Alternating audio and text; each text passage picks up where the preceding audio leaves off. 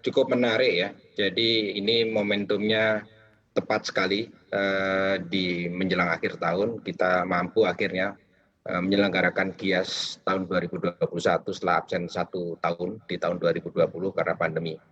Nah, kita juga mundur, biasanya GIAS dilakukan di bulan Agustus dan kita melihat dan juga mendapatkan izinnya untuk menyelenggarakan itu setelah kondisi pandeminya relatif terkendali. Nah, kita bersyukur alhamdulillah kondisinya sudah melandai dan akhirnya kita diizinkan untuk menyelenggarakan pameran.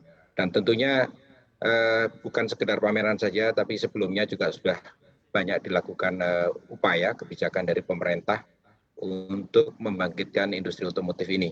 Dan kita bersyukur dari awal tahun kemarin dengan adanya kebijakan PPNBM DTP, industri kita telah mulai bangkit dan di bulan Maret di saat dilakukan kebijakan itu produksinya telah tembus di 100.000, kemudian di penjualan wholesale-nya sempat mencapai 84.000 di bulan Maret dan ini berangsur-angsur tetap terus bergerak naik. Kalau kita lihat di sini juga tampaknya antusiasmenya tidak hanya dari masyarakat, tapi juga dari para produsen mobil begitu Pak. Ada beberapa mobil-mobil baru yang tentunya juga semakin menarik, ada Avanza, Toyota Avanza, ada BRV juga dari Honda, seri-seri terbarunya, kemudian ada Mitsubishi Expander juga. Nah ini kira-kira seperti apa sih Pak euforia ini terlihat begitu? Apakah memang para produsen ini sudah optimis bahwa perekonomian Indonesia sudah akan kembali pulih begitu Pak? Ya begini, jadi GIAS ini adalah salah satu pameran yang masuk dalam kalender pameran kendaraan bermotor dunia dan ini di-endorse oleh OICA, sebuah lembaga atau asosiasi produsen mobil dunia yang berpusat di Paris. Sehingga pameran GIAS itu sejajar dengan pameran-pameran mobil di dunia, misalnya Frankfurt Auto Show, Tokyo Auto Show, Detroit Auto Show. Nah, di negara-negara lain yang saat ini juga masih terkena pandemi, belum banyak yang bisa melakukan pameran. Nah, di saat itulah Indonesia karena kondisi pandemi yang lebih terkendali, mudah-mudahan ini terus bisa dipertahankan, kita bisa menyelenggarakan itu dengan protokol kesehatan yang ketat. Sehingga prinsipal juga melihat ini adalah kesempatan yang luar biasa. Oleh karena itu banyak mobil-mobil produk-produk baru yang diperkenalkan. Ada world premiere, jadi mobil yang baru pertama kali dikeluarkan di dunia, itu diluncurkan atau di-launch di GIAS 2021 di ASBSD ini.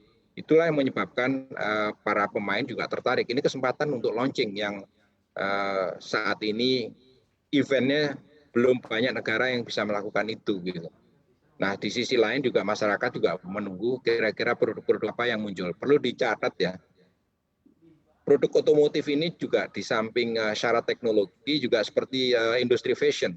Jadi model itu juga akan ikut berubah. Kemudian fitur-fitur juga berubah, warna dan sebagainya.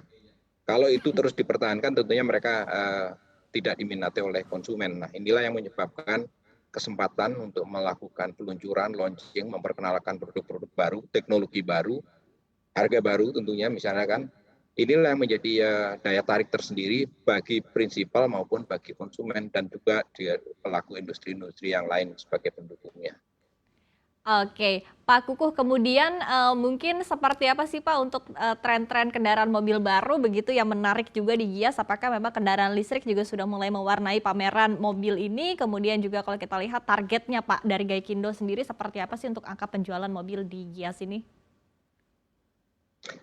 Jadi kalau target untuk di GIAS tidak ada, karena GIAS ini adalah ajang untuk memperkenalkan teknologi, model maupun informasi, diseminasi informasi ke masyarakat maupun juga menangkap aspirasi masyarakat kira-kira jenis mobil apa yang paling diminati.